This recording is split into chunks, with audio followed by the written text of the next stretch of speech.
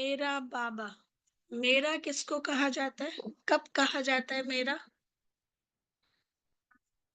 जब अपना समझते हैं और जब संबंध होता है ना? जब प्यार होता है, प्यार भी होता है, संबंध भी होता है, अधिकार भी होता है। तो बाबा, मेरा बाबा, ऐसे तो सिटी के मेयर को भी फादर कहते हैं, है ना? नेशन के राष्ट्रपिता महात्मा गांधी को भी नेशन का फादर कहा गया ना, लेकिन उनसे वर्षा नहीं मिलता, मेरा बाबा नहीं कहते, है ना? तो शिव बाबा को मेरा बाबा कहते हैं और बाबा की प्रॉपर्टी पर अधिकार भी रखते हैं। तो मेरा बाबा, तो बाबा कहते हैं, आज बाबा के 16 तारीख के महावाक्य हैं, मीठे बच्चे, तुम्हारा लव एक बाप से है, तुम्हारा लव एक बाप से है, क्योंकि तुम्हें बेहद का वर्षा मिलता है, तुम्हें बेहद का वर्षा मिलता है। तुम प्यार से कहते हो मेरा बाबा, तुम प्यार से कहते हो मेरा बाबा। प्रश्न है, किसी भी देहधारी मनुष्य के बोल की भेंट, किसी भी देहधारी मनुष्य के बोल की भेंट बाप से नहीं की जा सकती है। क्यों? कंपैरिजन ना, बाप से नहीं की जा सकती है। साधु भाई, साधु ने ये कहा, वो महात्मा ने ये कहा, तो ये कंपैरिजन कर सकते हैं? क्यों?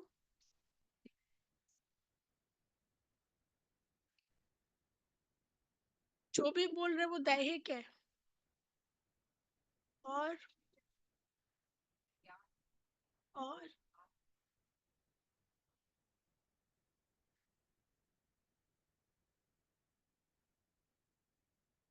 नहीं, ये ठीक है, ये हमें पता है, किसी भी देहधारी के बोल की कंपैरिजन बाप से नहीं की जा सकती है। बाप अजन्मा है। चलो सुनो, क्योंकि बाप का एक एक बोल महावाक्य है। कौन बोल रहा है? हाँ, कौन बोल रहा है? और जो उसका लेवल है वो किसी मनुष्य आत्मा का है लेवल? तो एक एक बोल महावाक्य है।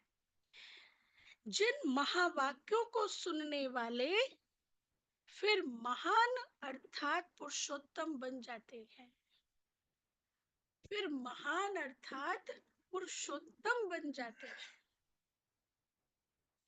बाप के महावाक्य दीदी थोड़ा साउंड कम आ रहा है, गुलगुल अर्थात फूल बना देते हैं। थोड़ा साउंड तेज कर सकते बाप हैं? के महावाक्य गुलगुल अर्थात फूल बना देते हैं। मनुष्य के बोल महावाक्य नहीं, साउंड बहुत उनसे कम तो है। और ही नीचे गिरते आए, है ना? दीदी साउंड साधु बहुत कम है। संत महात्मा, हाँ, ये सब पुराण वगैरह, बाबा कहते कितना ऊपर चढ़े दीदी को क्या? सुनाई नहीं देता है, शायद कनेक्शन प्रोग्रेस हुई नहीं है। है, आत्मा की पवित्रता बढ़ी नहीं, और ही ज्यादा नीचे गिरते आए हैं। अब बाबा हमें ज्ञान सुना रहे। अब देखो प्रैक्टिकल, जब फर्स्ट डे आप जब सेंटर पर आए थे कोर्स करने के लिए, फर्स्ट डे, उस दिन का यदि याद हो मेंटल स्टेज और आज, अंतर दिखाई पड़ता है? जब फर्स्ट डे आए थे किस तरह का थॉट था? हाँ, किस तरह का अम, विचार चल रहे थे, कितना कॉन्फ्लिक्ट था? और आज ना, कोई इंटरेस्ट नहीं था। और आज तो कैसे अंतर पड़ा? कौन सा ऐसा पुरुषार्थ किया जो इतना चेंज हो गया? रोज बाबा पुरुषार्थ इजी, इजी। और इतने वर्षों से जो साधु संत महात्मा द्वापर युग से चला आ रहा, वो फर्क नहीं पड़ा? अभी या कुछ ही सालों में बाबा ने ज्ञान सुनाया, कितना फर्क पड़ा? ज्ञान में हम चलने लगे। यही तो अंतर है। तो बाबा कहते हैं मनुष्य के बोल महावाक्य नहीं, उनसे तो और ही नीचे गिरते आए हैं। गीत है, बदल जाए दुनिया ना बदलेंगे हम।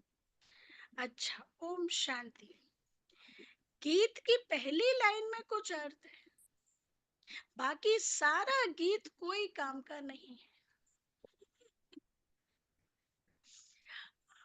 तो बाबा सुना पूरा गीत अब। तो बाबा कहते पहली लाइन में अर्थ है, जैसे गीता में भगवानो वाच मन मना भव मध्याजी भव अक्षर, ठीक है, इसको कहा जाता है आटे में नमक, है ना। बहुत सारा आटा, थोड़ा सा नमक फ्लेवर के लिए डाला जाता है। तो ऐसे ही गीत में कुछ शब्द राइट है, तो बाबा कहते हैं इसको कहा जाता है आटे में नमक। अब भगवान किसको कहा जाता है, यह तो बच्चे अच्छी रीति जान गए हैं। भगवान शिव बाबा को कहा जाता है। शिव बाबा आकर फिर शिवालय रचते हैं। आते कहाँ है, वैश्यालय में। एकदम वैश्यालय को शिवालय, पवित्र दुनिया ऐसा बना देते हैं। खुद आकर कहते हैं, हे मीठे मीठे लाडले सिकी लदे रूहानी बच्चों, सुनती हो। हाँ देखो बाबा कितने प्यार से हम बच्चों को बोल रहे हैं कि मेरे लाडले बच्चों, सुनती तो आत्मा है ना, जानते हो हम आत्मा अविनाशी है। दीदी साउंड नहीं आ रही, यह दीदी देह साउंड विनाशी नहीं है। आ रही, बहुत लो है। अब हम आत्मा सुनते अब नहीं। अपने परम पिता परमात्मा से महावाक्य सुन रहे हैं। ये दीदी बाबा साउंड स्लो है। शुरुआत कर रहे हैं कि ये जानते हो, ये समझ के बैठना है कि बाबा हमें सुना रहा है, बाबा से महावाक्य सुन रहे। महावाक्य एक परम पिता परमात्मा के ही हैं, जो महान पुरुषोत्तम बनाते हैं। बाकी जो भी महात्माएं गुरु आदि हैं, उनके कोई महावाक्य नहीं है। शिवो हम जो कहते हैं, शिवो हम जो कहते हैं, वह भी सही वाक्य नहीं है। अभी तुम बाप से महावाक्य सुनकर क्या बन जाते हो, नरसे नारायण गुलगुल बन जाते हो। ना क्या थे, किस कंडीशन में आए थे, कैसे आए थे, और क्या बन जाते हो, एकदम गुलगुल बन जाते हो। शिवो हम, वो लोग अपने ही आपको शिव कहते हैं ना, भगवान, मैं ही भगवान हूँ, मेरी पूजा करो। तो तुम महावाक्य सुनकर गुलगुल बन जाते हो। कांटे और फूल में कितना फर्क है। अभी तुम बच्चे जानते हो, हमको कोई मनुष्य नहीं सुनाते हैं। आज सारी मुरली इस पर है।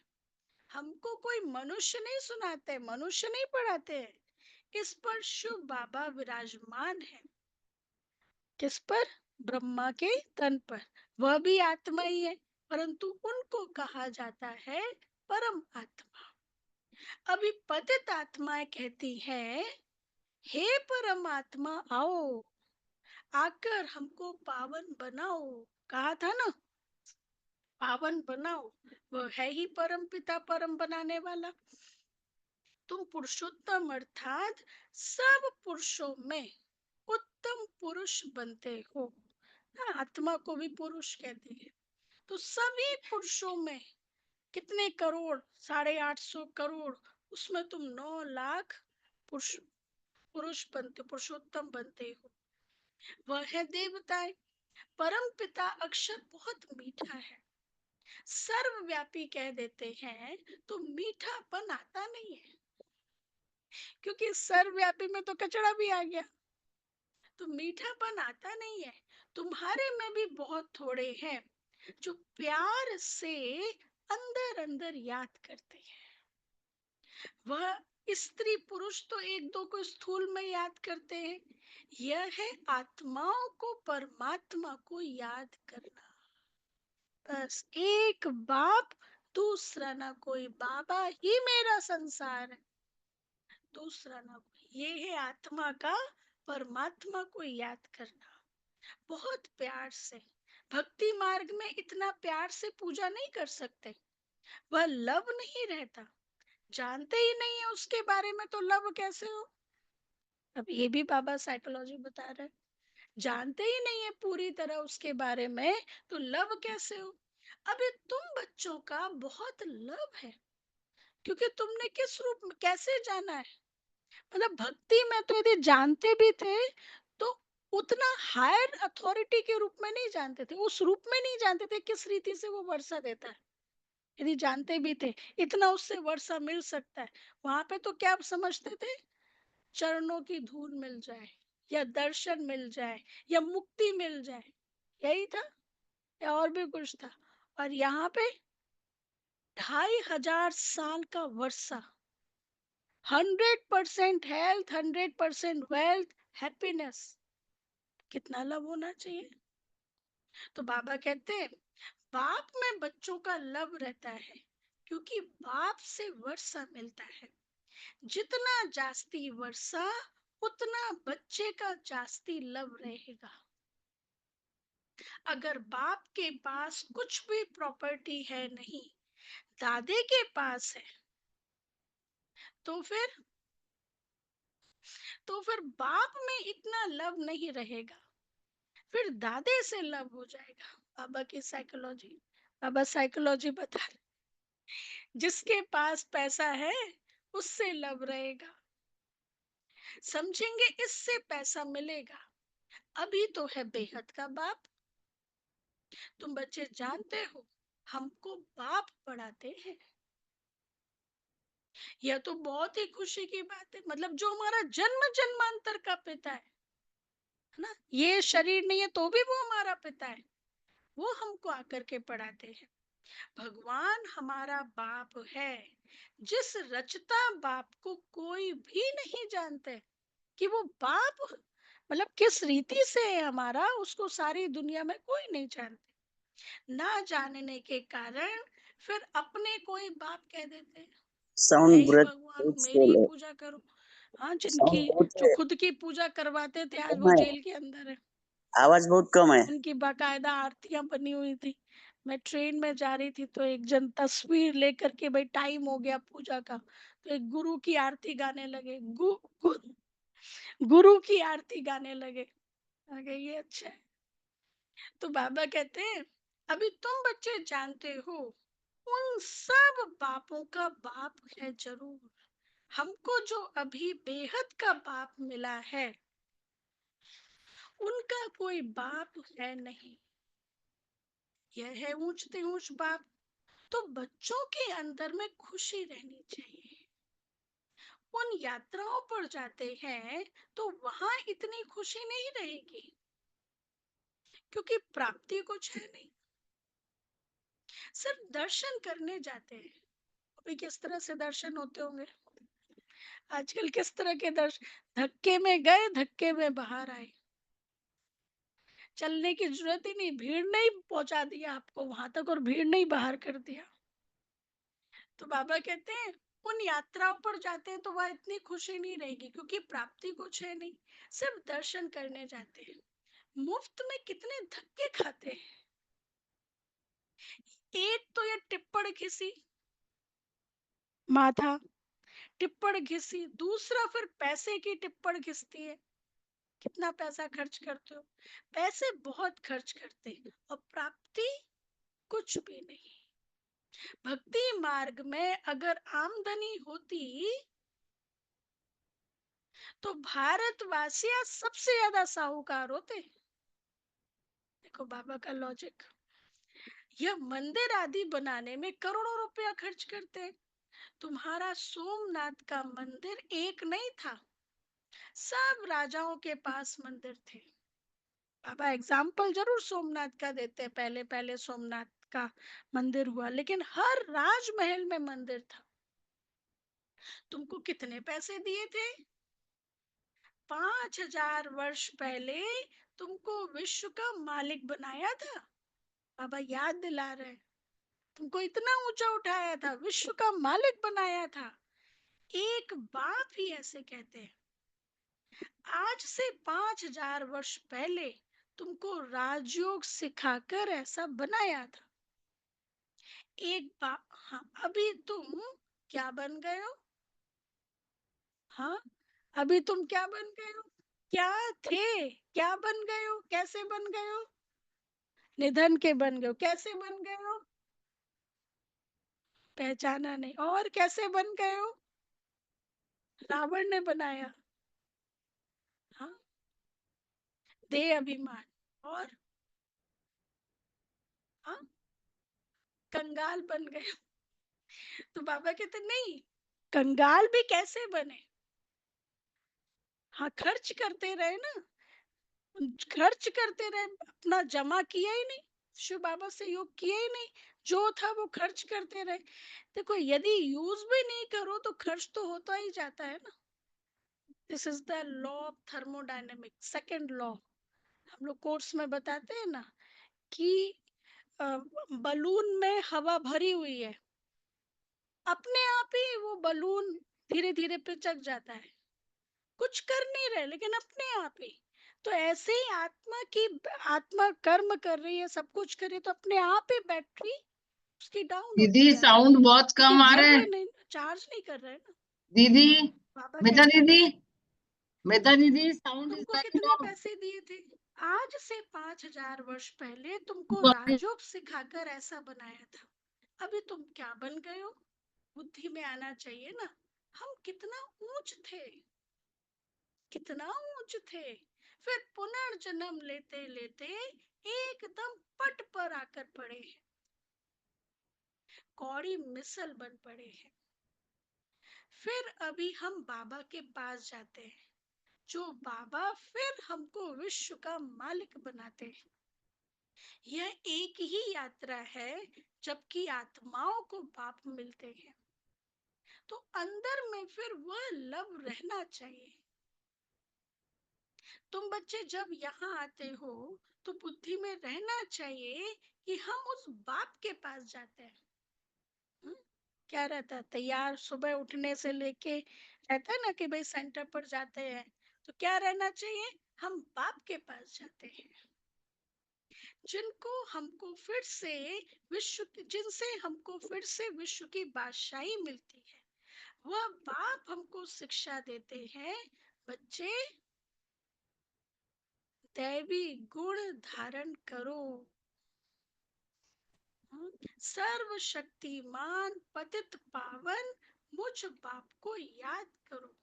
दीदी साउंड बढ़ सकता है कल्प थोड़ा? कल्प आकर कहता हूँ कि मामेकम याद करो तो तुम्हारे विकर्म उनका वो विनाश लैपटॉप ही होंगे। खराब है। दिल में यह आना चाहिए, हम बेहद के बाप के पास आए हैं। किसके पास आए हैं? गुरु गोसाई साधु संत किसके पास आए हैं? बेहद के बाप के पास आए हैं। बाप कहते हैं मैं गुप्त हूँ, आत्मा कहती है मैं गुप्त हूँ। तुम समझते हो, हम जाते हैं शिव बाबा के पास, ब्रह्मा दादा के पास, जो कंबाइंड है उनसे हम मिलने जाते हैं, जिससे हम विश्व के मालिक बनते हैं। तो अंदर में कितनी बेहद की खुशी होनी चाहिए। जब मधुबन में आने के लिए अपने घर से निकलते हो तो अंदर में गद गद होना चाहिए। हाँ, बहुत खुशी होनी चाहिए कि हम बेहद के बाप के पास जा रहे हैं, गद गद होना चाहिए। बाप हमको पढ़ाने के लिए आया है, हमको दैवी गुण धारण करने की युक्ति बताते हैं। घर से निकलते समय ही अंदर में यह खुशी रहनी चाहिए। जैसे कन्या पति के साथ मिलती है तो जेवर आदि पहनती है तो मुखड़ा ही खिल जाता है। वह मुखड़ा खिलता है दुख पाने के लिए, और तुम्हारा मुखड़ा खिलता है सदा सुख पाने के लिए। आत्मा को सुख मिल रहा है, योग से ज्ञान से सुख मिल रहा है। तो ऐसे बाप के पास आने समय कितनी खुशी होनी चाहिए।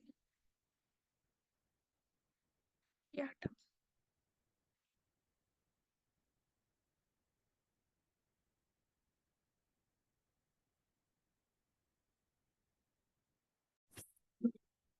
तो ऐसे बाप के पास,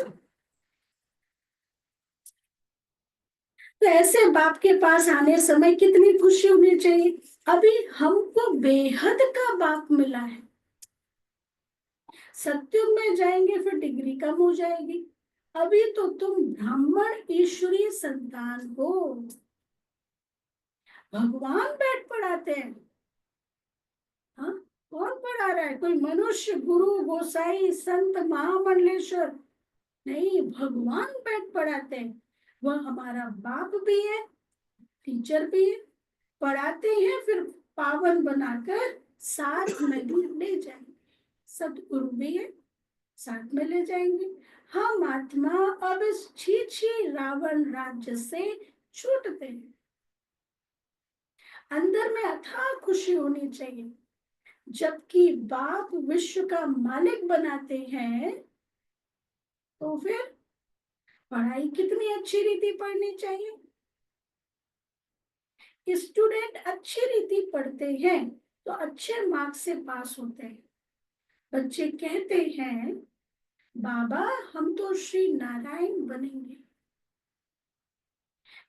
यह है ही सत्यनारायण की कथा, अर्थात नर से नारायण बनने की कथा। वह झूठी कथाएं जन्म जन्मांतर सुनते आए हो। हाँ, लीलावती, कलावती, कितनी झूठी कथा है। बाबा कहते तुम जन्म जन्मांतर सुनते आए हो। अभी बाप से एक ही बार तुम सच्ची सच्ची कथा सुनते हो, आनंद ले रहे ना सच्ची सच्ची कथा। वो भक्ति मार्ग में यही तो होता है। वो पूजा के साथ में पंडित जी कथा सुनाते, कितने तन्मयता से वो सुनते। कहते सुनने का भी पुण्य, सुनेंगे तो पुण्य होगा। वहाँ क्या, यहाँ सच्ची सच्ची बाबा सम्मुख कथा सुना रहे। वो झूठी कथाएं जन्म जन्मांतर सुनते हो। अभी तुम बाप से सच्ची सच्ची कथा सुनते हो। वह फिर भक्ति मार्ग में चला आता है। यही फिर भक्ति मार्ग में कॉपी किया है। जैसे शिव बाबा ने जन्म लिया, उसकी फिर वर्ष वर्ष जयंती मनाते आए हैं। वह कब आया, क्या किया, कुछ नहीं जानते, सिर्फ शिवरात्रि मनाते हैं। पर कब आया, कैसे किया, कुछ नहीं जानते। वो भी क्या मनाते शिवरात्रि। शिवरात्रि कैसे शुरू हुई, कहानी पता है? हाँ हाँ, एक शिकारी जंगल में शिकार खेलने के लिए गया। रात हो गई, भूखा प्यासा था सारे दिन से। कोई शिकार उसको नहीं मिला था। तो वो एक पेड़ पर बैठ गया, और वो पेड़ था बेल का है? तो नीचे शिवलिंग रखा था। तो वो ऐसे अनजानेपन में जैसे उदास हो जाते तो पेड़ के पत्ते तोड़ रहा था, और वो पेड़ के पत्ते शिवलिंग के ऊपर गिर रहे थे। थोड़ी देर बाद शिव जी प्रकट हो गए कि मैं तुमसे खुश हूँ। उसको भी समझना ये हो क्या गया, तुमने मेरे कारण से उपवास रखा, मत तुमने सारे दिन से तुमने कुछ खाया नहीं, और तुम मेरी पूजा करते रहे। तब से फिर शिवरात्रि का त्योहार मतलब इस तरह से मनाना शुरू। हाँ ये है, हम लोग इसके पर कहानी तो है, पर इसकी वजह से शुरू हुआ क्या ये नहीं पता। नहीं, उसमें जो बताते हैं उसका रीजन ये भी बताते हैं। वैसे तो शिवरात्रि में शिव और पार्वती की शादी मनाते हैं। तो एक ये भी स्टोरी है, दूसरा ये भी स्टोरी है, एक बहेली है कि वो ऐसे बैठा था, पत्तियां डालता रहा और वो गिर भी गया ऊपर से शिवलिंग के ऊपर। हाँ वो भी गिर, पूरे समर्पित हो गया। ये भी था, फिर उसमें ये भी था कि हिरण के जो बच्चे थे, तो वो शिकारी ऐसे कुछ है कि हिरण के बच्चों ने कहा कि हमारी माँ जाएगी तो हम भी जाएंगे। शिकारी ने हिरण को पकड़ लिया, तो उसने छोड़ दिया। तो उससे भी शिव जी प्रसन्न हो गए कि तुमने बहुत अच्छा काम किया। ठीक है, इसलिए बोला था। तो ये एक ऐसे तो बहुत सारे हुए होंगे, मतलब अनजानेपन में शिवलिंग के ऊपर पत्ते डाल रहे हैं भूखे प्यासे, ऐसे तो बहुत सारे हुए होंगे। सिर्फ इसी कारण से शिवरात्रि मनाए, इसका तो कोई अर्थ नहीं निकलता। तो मंदिर अधूरा होगा, पेड़ होना चाहिए शिवलिंग के ऊपर। अब बाबा सही अर्थ बताते हैं। शिवरात्रि क्यों मनाते हैं? क्योंकि तुम आत्मा पतित बन गई हो। तुम नहीं बुलाया था पाप कटेश्वर आए विषय विकार मिटाओ, तुम नहीं बुलाया था, तो तुम्हारी पुकार सुन के बाबा आते हैं तुमको पावन बनाने के लिए, इसलिए शिवरात्रि मनाते हैं। तो बाबा कहते हैं अंदर में खुशी होनी चाहिए। जबकि बाप विश्व का मालिक बनाते तो पढ़ाई कितनी अच्छी रीति पढ़नी चाहिए। स्टूडेंट अच्छी रीति पढ़ते हैं तो अच्छे मार्क्स से पास होते हैं। बच्चे कहते हैं बाबा हम तो श्री नारायण बनेंगे। यह है ही सत्यनारायण की कथा। अभी बाप से एक ही बार तुम सच्ची सच्ची कथा सुनते हो, वह फिर भक्ति मार्ग में चला आता है। जैसे शिव बाबा ने जन्म लिया, उसकी फिर वर्ष वर्ष जयंती मनाते आए। वह कब आया, क्या किया, कुछ भी नहीं जानते। अच्छा, शिव जयंती और दूसरी जयंती कृष्ण जयंती। कृष्ण जयंती मनाते हैं, वह भी कब आया कैसे किया कुछ भी पता नहीं। कहते कंसपुरी में आता है। अब वह पतित दुनिया में कैसे जन्म लेगा? बच्चों को कितनी खुशी होनी चाहिए। हम बेहद बाप के पास जाते हैं, अनुभव भी सुनाते हैं ना। हमको फलाने द्वारा तीर लगा, बाबा आए हैं, बस उस दिन से लेकर हम बाप को ही याद करते हैं। कईयों को ऐसे अनुभव होता है तीर लगा ऐसे। यह है तुम्हारी बड़े से बड़ी बाप के पास आने की यात्रा। बाबा तो चैतन्य है। जब मधुबन में जाते हैं तो बड़े से बड़ी यात्रा, परम धाम में भी जाते हैं तो उससे बड़ी यात्रा। बाप तो चैतन्य है, बच्चों के पास जाते भी हैं, वह है जड़ यात्रा है। जो भक्ति मार्ग में तीर्थ करते हैं वह है जड़ यात्रा है। यहाँ तो बाप चैतन्य है। जैसे हम आत्मा बोलती है वैसे वह परमात्मा भी बोलते हैं शरीर द्वारा। वो सौभाग्य, खुशी हो रही है कि इन कानों ने डायरेक्ट परमात्मा को सुना। हम सबने सुना ना व्यक्त बाप दादा को, हम सबने सुना। तो बाबा कहते हैं ऐसे परमात्मा बाप भी बोलते हैं। यह पढ़ाई है भविष्य 21 जन्म शरीर निर्वाह के लिए। वह है सिर्फ इस जन्म के लिए। अब कौन सी पढ़ाई पढ़नी चाहिए, वह कौन सा धंधा करना चाहिए बताओ। अब कौन सी पढ़ाई पढ़नी चाहिए, वह कौन सा धंधा करना चाहिए? बाबा कहते दोनों, दोनों करो। वो भी पढ़ाई पढ़ो, ये भी पढ़ाई पढ़ो। क्योंकि हम एक थोड़ी ना, हम तो दो है ना। शरीर भी है तो आत्मा भी है। शरीर को चलाने के लिए भी पढ़ाई पढ़ना है, आत्मा के लिए भी पढ़ाई पढ़ना है। इसलिए कई जैसे हम देखते हैं ना स्टूडेंट होते हैं, जब यहाँ आते तो कईयों को इतना नशा चढ़ता है वो पढ़ाई छोड़ देते हैं या उसको नहीं पढ़ते। तो हम कहते नहीं बैलेंस, बाबा बैलेंस करना सिखाते। तो बाबा कहते हैं यह पढ़ाई है भविष्य 21 जन्म शरीर निर्वाह के लिए, वह है सिर्फ इस जन्म के लिए। अब कौन सी पढ़ाई पढ़नी चाहिए, वह कौन सा धंधा करना चाहिए? तो बाप कहते दोनों करो। सन्यासियों मिसल घर बार छोड़ जंगल में नहीं जाना है। ये लाइन उनको सुना देना जो कहते हैं ना कि ब्रह्मा कुमारियां घर बार छोड़ा दी। बाबा ने तो कभी नहीं कहा। बाबा कहते दोनों करो, दोनों का बैलेंस रखो, दोनों निभाओ। यह तो प्रवृत्ति मार्ग है ना। दोनों के लिए पढ़ाई है। सब तो पढ़ेंगे भी नहीं, कोई अच्छा पढ़ेंगे कोई कम। कोई को एकदम झट तीर लग जाएगा, कोई तो तवाई मिसल बोलते रहेंगे, कोई कहते हैं हाँ हम समझने की कोशिश करेंगे, मतलब अननेसेसरी बोलते रहेंगे। कईयों को झट तीर लग जाएगा। तवा होता ना, तवा पे पानी डालो, गरम तवा पे छन में उड़ जाता है। तो इस तरह से या तो डिबेट करते रहेंगे।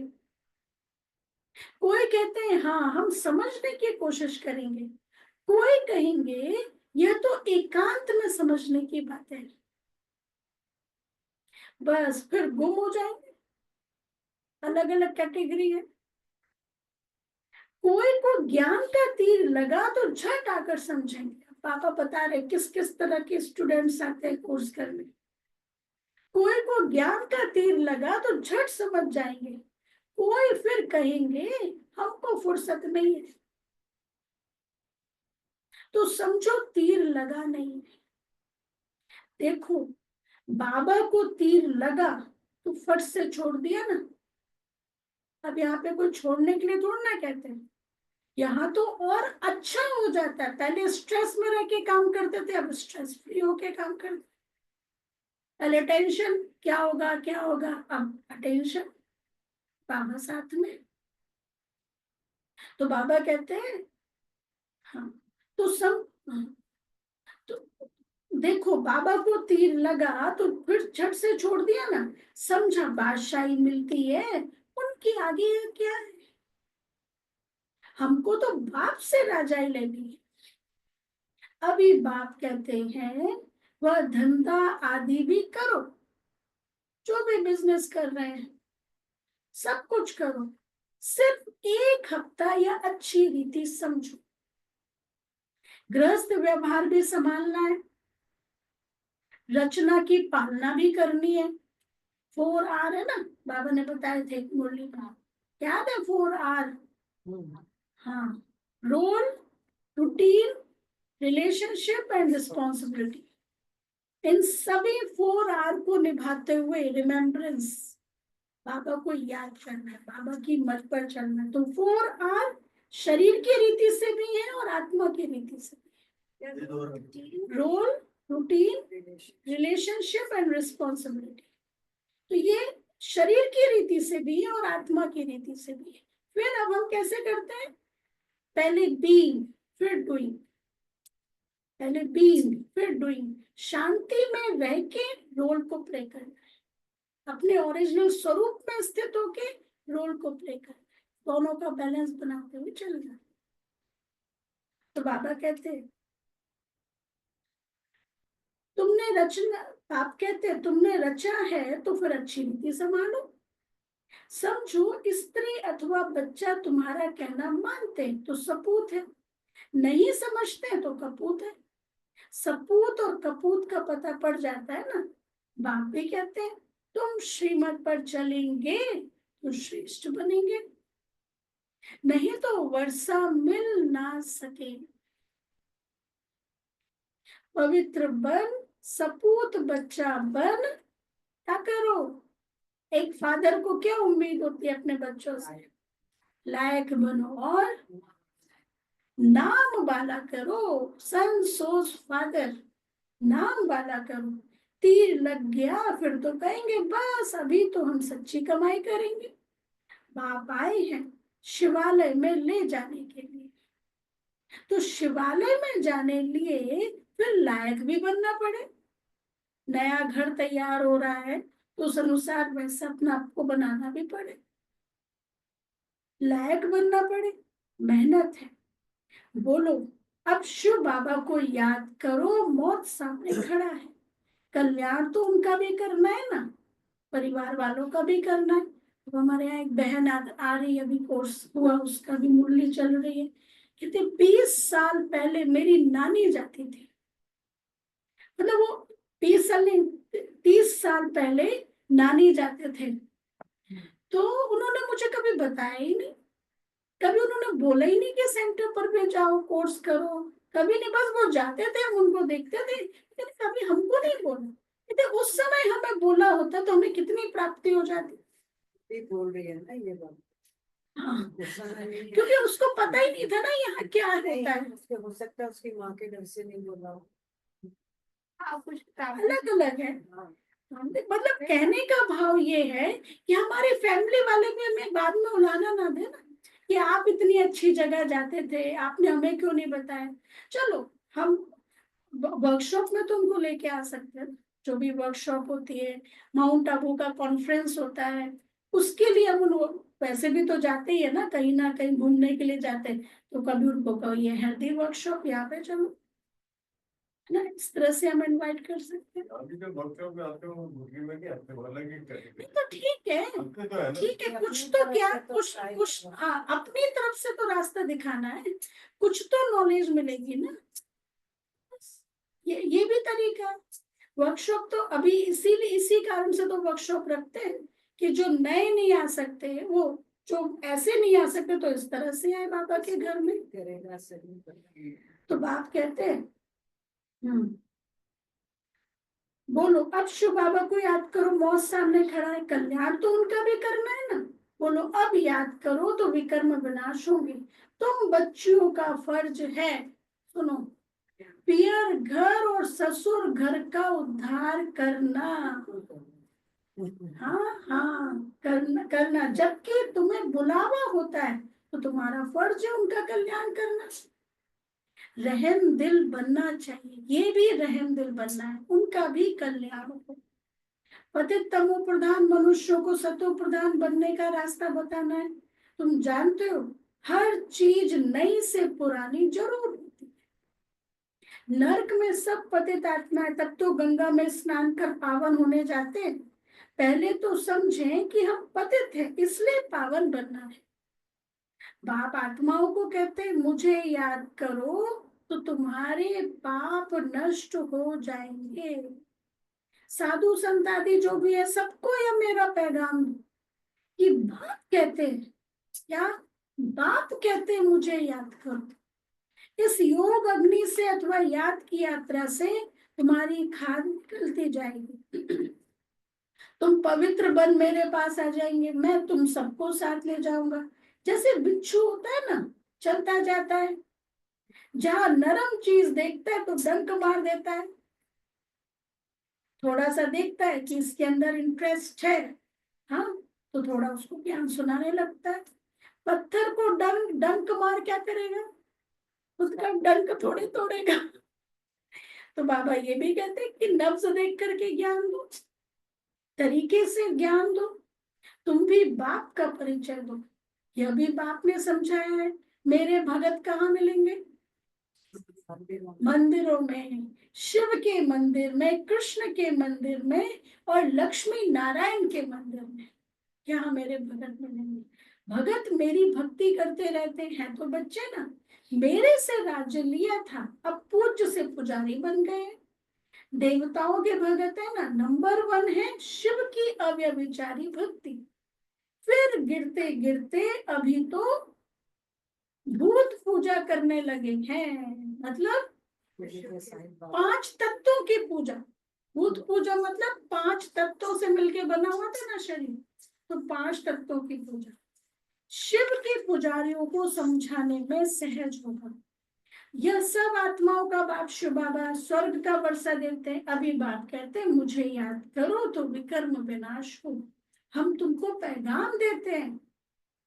अब बाप कहते हैं पतित पावन ज्ञान का सागर एक मैं हूं, ज्ञान भी सुना रहा हूं और पावन बनने के लिए योग भी सिखा।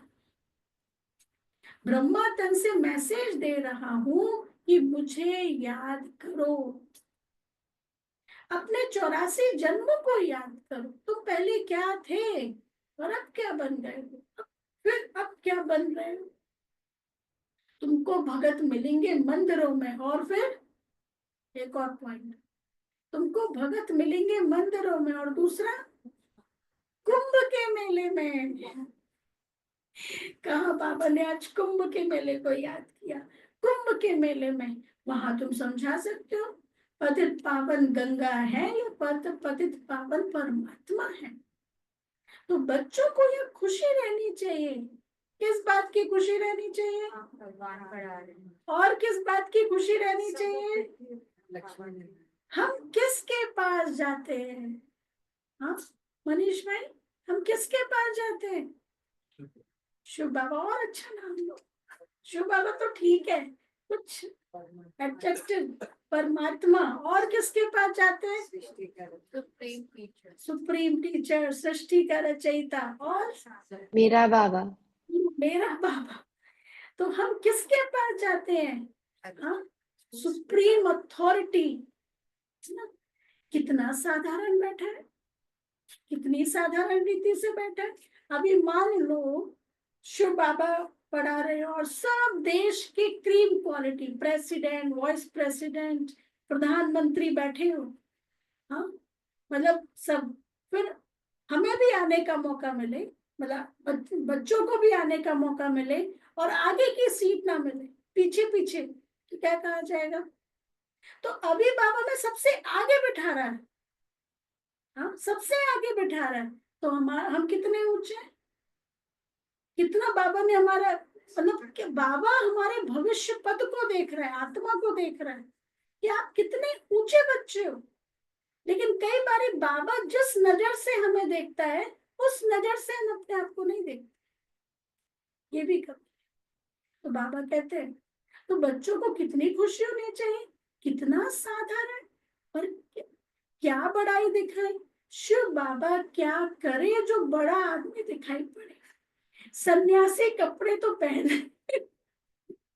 बाबा कहते हैं शिव बाबा अपने लिए क्या करे जो बड़ा आदमी दिखाई पड़े, सन्यासी कपड़े तो पहन नहीं सकते। बाप कहते हैं मैं तो साधारण तन लेता हूं, तुम ही राय दो मैं क्या करूं, क्योंकि हर कैटेगरी के होते हैं ना, एकदम साधारण। बाबा कहते तुम ही राय दो मैं क्या करूं, इस रथ को क्या श्रृंगारूं। वो हुसैन का घोड़ा निकालते उनको श्रृंगारते हैं। देखो ऐसी बातें किससे की जाती है जो बहुत पर्सनल होते हैं, जो अपने होते हैं, अपने बच्चे होते हैं, उनसे ऐसी बातें की जाती है। तो हम भी बाबा के कौन से बच्चे हैं, बहुत पर्सनल, लाडले बच्चे, बहुत नियर डियर। तो बाबा कहते हैं तुम ही राय दो मैं क्या करूं। वह हुसैन का घोड़ा निकालते हैं उनको श्रृंगारते हैं, यहाँ शिव बाबा का रथ फिर उन्होंने बैल बना दिया है। भक्ति मार्ग में बैल के मस्तक में गोल गोल शिव का चित्र दिखाते हैं। अब शिव बाबा बैल में कहां से आएगा, भला मंदिर में बैल क्यों रखा है। शंकर की सवारी कहते हैं, सूक्ष्म वतन में शंकर की सवारी होती है क्या, मतलब सूक्ष्म वतन में बैल भी होगा क्या। यह सब है भक्ति मार्ग जो ड्रामा में नून है। अच्छा मीठे मीठे सिके लदे बच्चों प्रति माता पिता बाप दादा का याद प्यार और गुड मॉर्निंग। रूहानी बाप की रूहानी बच्चों को नमस्ते। नमस्ते। हम रूहानी बच्चों की रूहानी बाप दादा को याद प्यार नमस्ते, गुड मॉर्निंग। थैंक यू बाबा, शुक्रिया बाबा, वाह बाबा वाह। थैंक यू बाबा, वाह बाबा वाह। धारणा के लिए मुख्य सार, फर्स्ट पॉइंट, अपने आप से प्रतिज्ञा करनी है, अपने आप से प्रतिज्ञा करनी है कि अभी हम सच्ची कमाई करेंगे,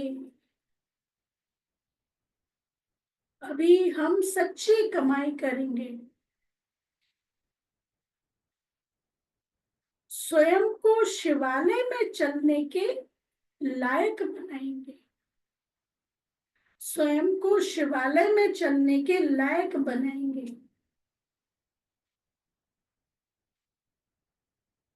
सपूत बच्चा बनकर श्रीमत पर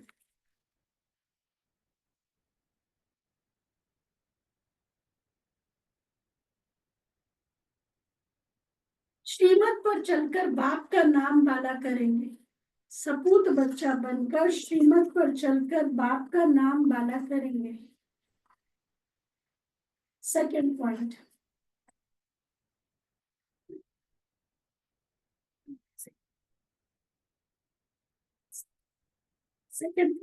रहमदिल बन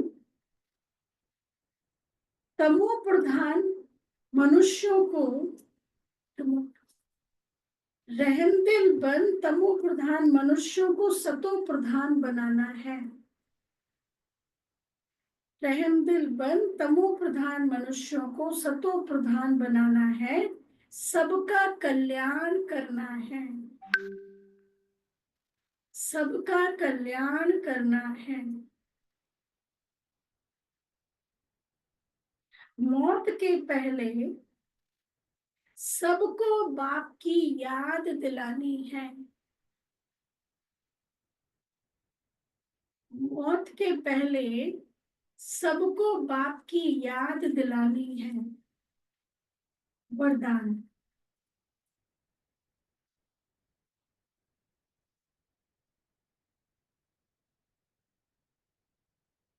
हर मनुष्य आत्मा को